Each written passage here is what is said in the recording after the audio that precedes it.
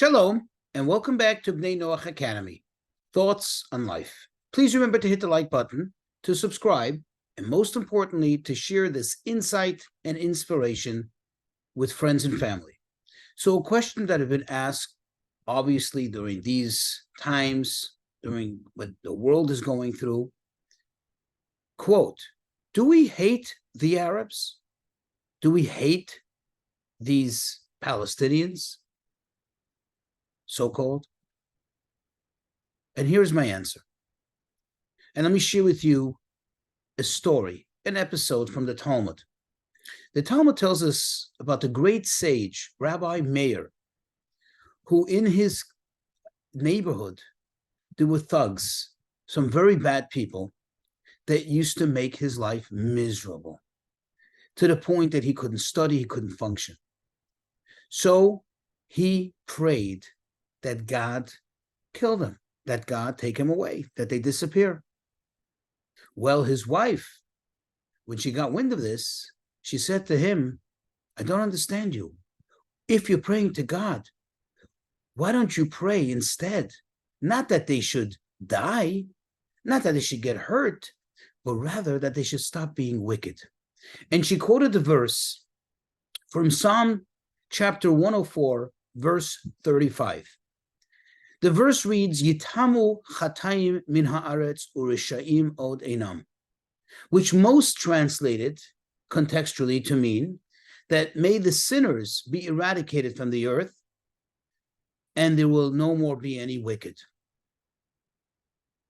And then my soul will bless God. However, if you translate it literally, what it reads is, Yitamu chataim min haaretz. May the sins, not sinners, sins be eradicated from the earth, and wicked they will be no longer. And she said to him, if you're already praying, why don't you pray that they cease being wicked, that all the evil just evaporates from them? And he listened to his wife, and that's what he did. And sure enough, his prayers were answered. Not only that they ceased being wicked, but they actually became his good friends because the evil was no longer in them. Another thing, when you look in the book of Proverbs, chapter 24, verse 17, what does it say?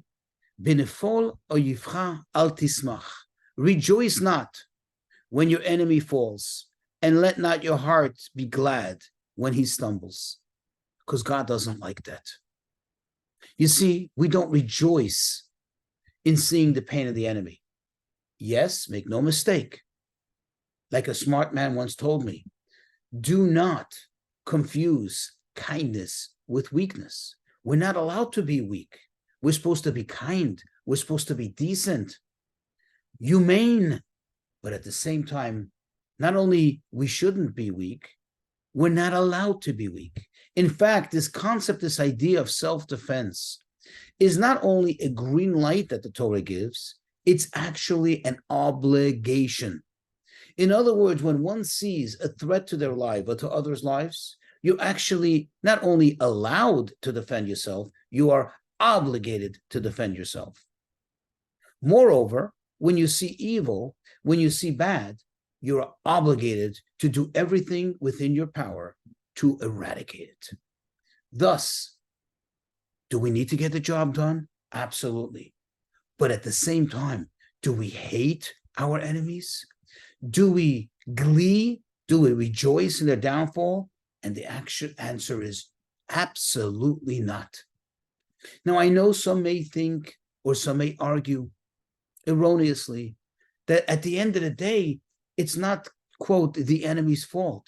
We've pushed them into a corner, so to speak. We, meaning the Israelis, have subjected them to such oppression, and they have no other choice but to react the way they did.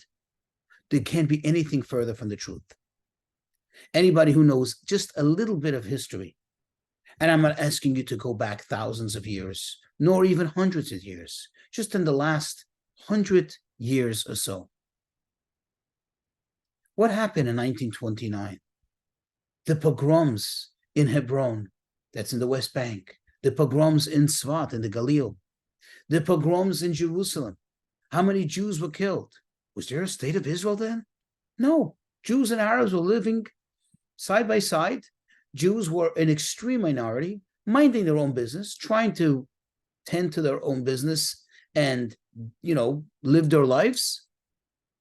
And they were attacked. Read the history about the Mufti during World War II, great ally of Hitler. Was there a state of Israel then?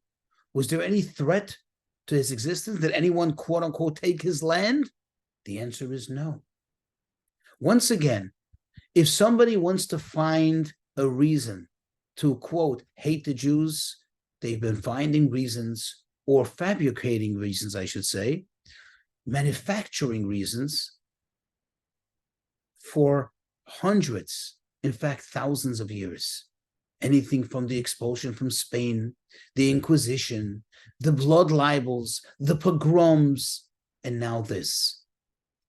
Well, we have to defend ourselves. Thank God we are in a position to do so. And when God gives you that ability to do so, then not only you can take advantage of it, but rather you must take advantage of it. But at the same time, never to glee in the downfall of the enemy.